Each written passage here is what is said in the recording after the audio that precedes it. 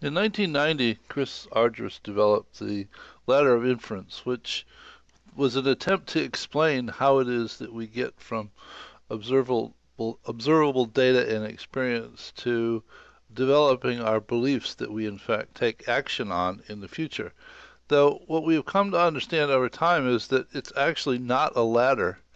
If we begin with a set of beliefs that we have established for some reason over time, the actions that we take are in fact based on that set of beliefs. And those actions create real data and experience, the kind of experience, data and experience that would be captured with a camera. Not biased, not interpreted, it's just the real data and experience that is created by those actions. But what we do is, because there is so much data, we select some portion of it to pay attention to. Um, and and once we select some portion of that data, we interpret it. We try to affix meaning to it to understand it.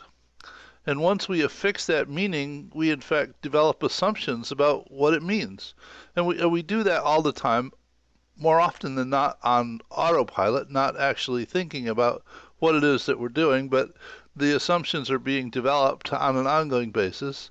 And we take those assumptions and we connect them with other things, and it ends up supporting our beliefs. So that what we have is a belief development loop where our beliefs are responsible for the actions that are responsible for our beliefs, and if we were to in fact interpret this appropriately, it would provide a basis for continuing to develop our beliefs and understanding based upon comparing what we believed with the actual data and experience that were created by our actions. But what happens more often than not is that because of our beliefs, we actually select some aspect of the real data and experience, and what we select is that real data and that portion of the real data and experience which is consistent with what we believe, so that we end up in fact with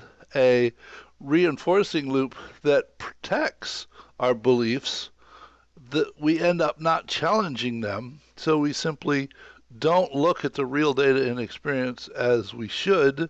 We select that which is consistent with what we believe, and therefore it reinforces what we believe. So that over time we have run this cycle repeatedly and developed a set of beliefs, many of which are actually not true. And oftentimes it's referred to as flawed mental models. We have these ideas about the way things work, which are in fact simply not true.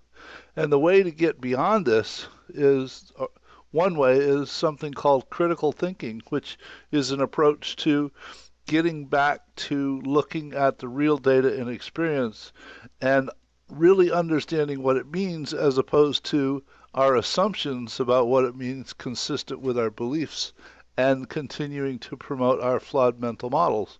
And in another video, we'll go into just how one goes about getting value from critical thinking in this situation. So see you in the next video. Bye.